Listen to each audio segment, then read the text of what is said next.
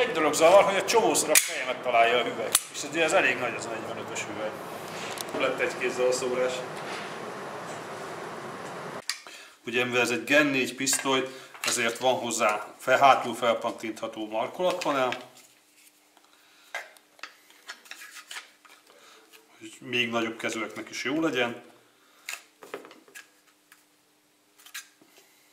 Van hódfarkas, és ez itt a hódfarok nélküli kivitel.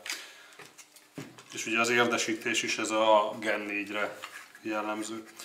A Glock 42-esen is hasonlít a Gen 4-re ez a markolati érdesítés, de tompábbak, tehát le vannak vágva ezek a kis kúpok, és sokkal simább érzetű. És ehhez nincsenek markolat panelek hátulra, amit én egyébként erősen hiányolok, mert nekem nincs nagy kezem, tehát maximum közepes méretű, és már nekem is szinte kicsit kicsi ez a fegyver, tehát lehetne egy plusz 2-es tárfenék hosszabbító, és akkor ráférne a kis ujjam, és nőne az egyébként 6 lőszeres tárkapacitás, illetve lehetne ide fölpattintani még, és akkor rá jobb lenne a fogása. Így azt mondom, hogy inkább ez egy ilyen kis női kézben ideális ez a fegyver. Tehát most egy pontlövészet történik, körülbelül ilyen 22-3 méter.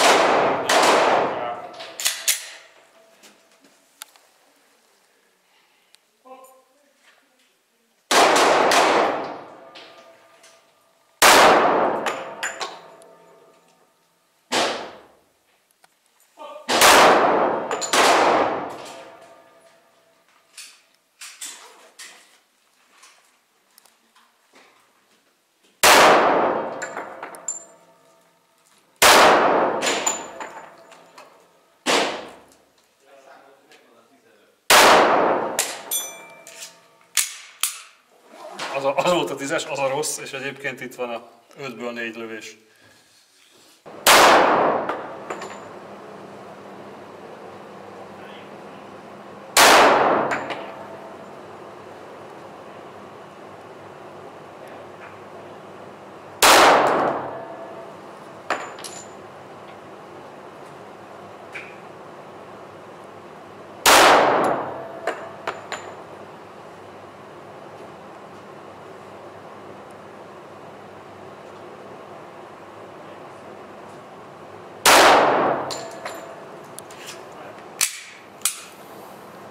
Ennyike.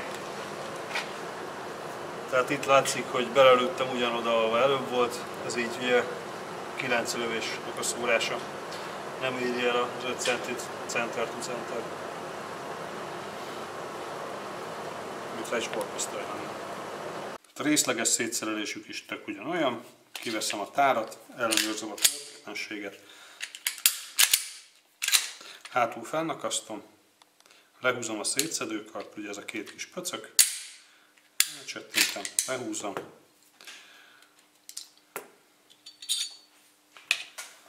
meg is vagyok vele, nagyon egyszerű szétszedni egy Glockot. Ebből is ugye kezdeni, hogy kiveszem a tárat, belenézek, elcsettintem.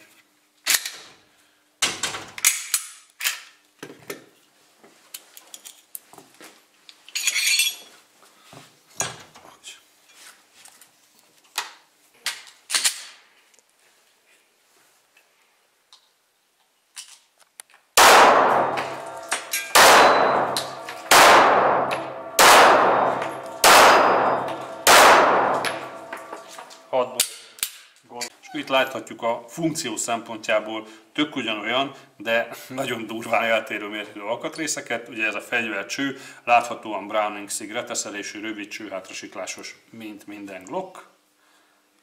Itt van. Nagyon eltérnek a méretek. Ez a pici teleszkopikus helyreállító ugye a 9-es Browning short kaliberűhöz tartozik, és ez a lényegesen izmosabb a 45 ACP-hez. És a szánokat is érdemes megnézni. És az egy furcsa dolog, hogy a passzív ütőszegbiztosító a kis pisztolyban sokkal nagyobb átmérőjű és nem csereszavatos a nagy pisztolyéval.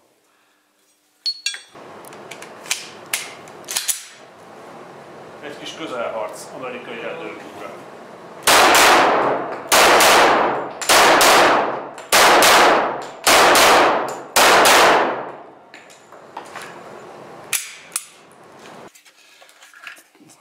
kicsit okaz bűbájos egyébként, annyira apró. Itt ugye azért vannak bizonyos különbségek méretben is, illetve például a szálakasztónak a rugója van másképpen megoldva, de ezek csak ilyen minimális különbségek, és főleg azért, hogy minél laposabb lehessen ez a fegyver, tehát be lehessen szorítani ebbe a méretbe. És a tárak is figyelemre méltó. Ugye ez a 6 töltényes 9-es Browning sortár, ez ugyanúgy másfél soros, tehát kicsit egymáshoz képest lépcsőzetesen helyezkednek el a lőszerek, mint például a Glock 36-nál is van ez. És egyébként pedig ezt a tárat, ezt be lehet dobni ennek a markolatba. De nem esik át rajta, de majdnem.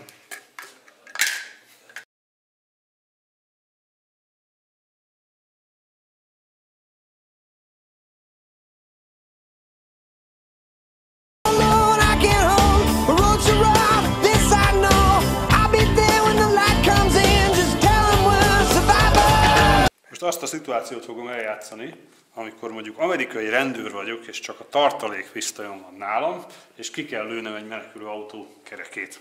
Nézzük meg, hogy átüti ezt a vastag teherautógumit egy 9 mm Browning sort a Glock 42 rövid csövéből.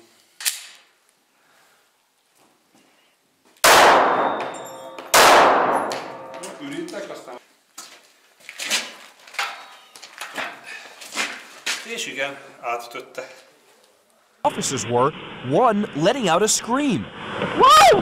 That officer, Aaron Thomas, was outside the car at the time, while her partner, Brandon Savage, was inside. Both were injured, but managed to take cover and return fire, hitting the 42-year-old, who could be heard on the tape saying, "Kill me." Kill me! You can even see after he's shot, Gilkerson fires off a few more bullets before he dies. Authorities don't know why he went on the rampage, but later found inside...